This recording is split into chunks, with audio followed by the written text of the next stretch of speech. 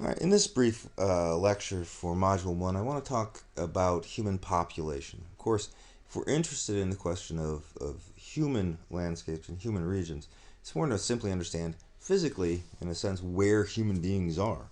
So we need to understand the human population.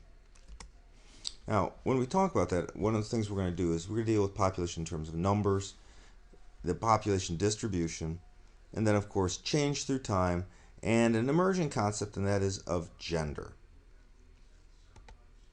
So, population, human population. First of all, what we want to understand is that human population has changed through time, and in fact has changed rather considerably. If we look at this graph, it's one of those kind of remarkable aspects of any species, and that is that for human beings, pretty much throughout our history, we have existed at a relatively low population density.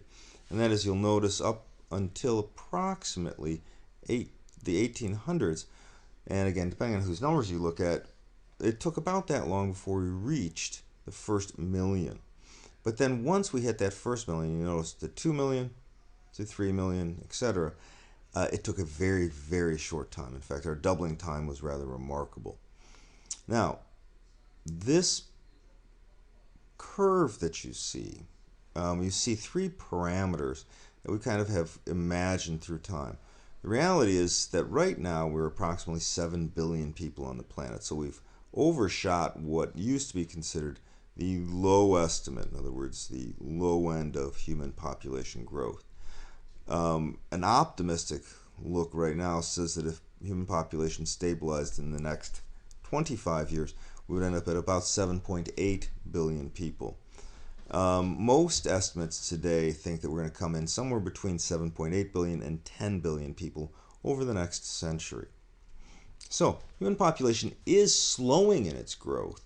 However, it is still growing simply based on population inertia.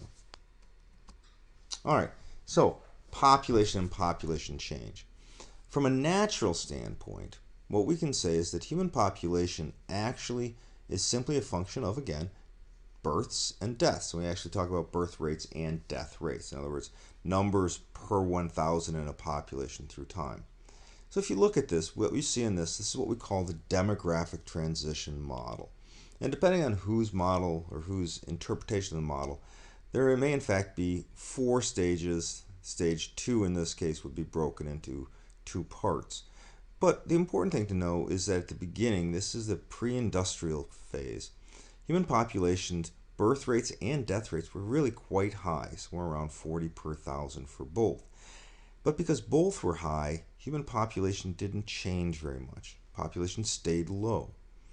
Now, what happens first is that what we see is the death rates decline. This starts somewhere after 1750, and for most of the most developed countries, this rapid decline in death rates was simply a function of basic sanitation, basic improvements in food security, and as a result, death rates declined rather dramatically.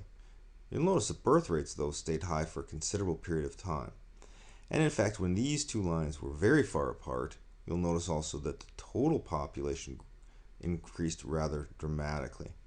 Now, over time, and we're going to see why this happened later on, but you'll notice that eventually birth rates begin to drop as well, and eventually birth rates begin to match the new lower death rates.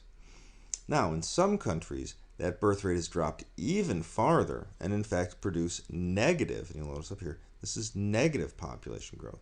But the important idea is that through time, we have low population growth, rapidly increasing population growth, and then again a new level of stability. And that's what's known as the demographic transition. Now, the other factor, of course, births and deaths are the primary driver in many cases, but there's also movement. Human beings, in fact, move from country to country and region to region. And so the question of in-migration or immigration flow can add to the population of an area. Other countries may experience net emigration or negative migration, and that's when people flow out of a country. Again, there may be push factors and there may be pull factors. Pull factors certainly are things that draw a population, and those can include things like better working conditions, higher salaries, a better quality of life, educational opportunities, etc.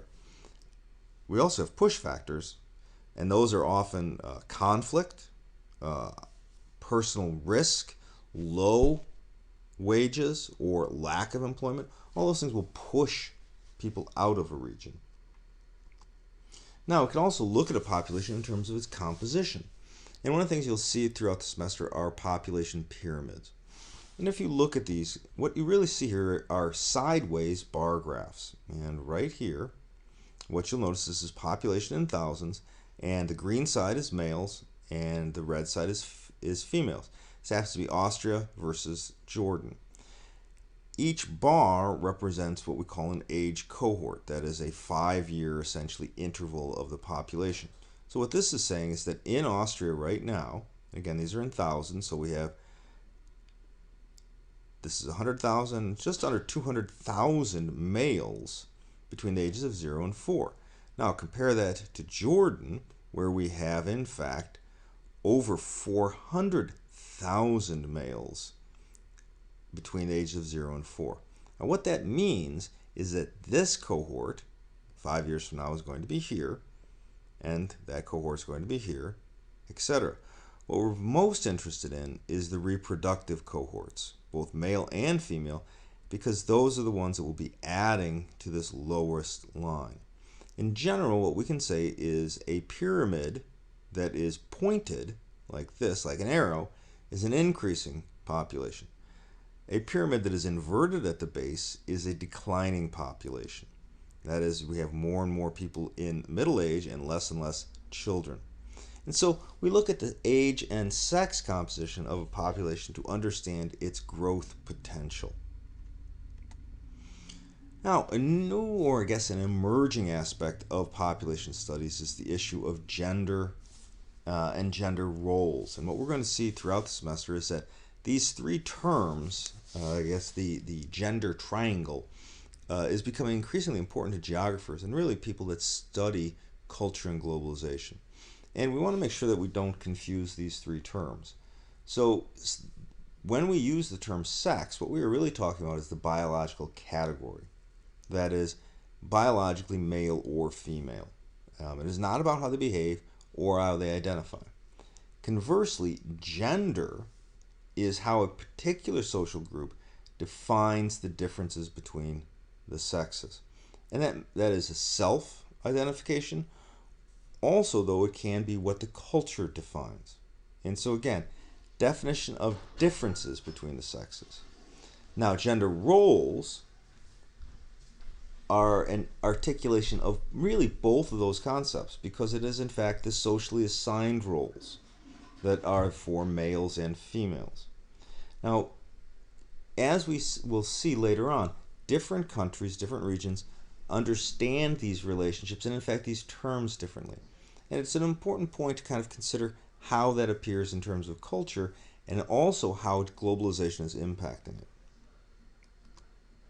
Okay, now one of the ways that we will see this in terms of gender equity is the idea of income ratios. That is, what percent do women on average earn relative to men? So again, we're going to look at gender equity and we're going to look at gender rights. And so again, that's the end of part 3. We'll see you in the next video.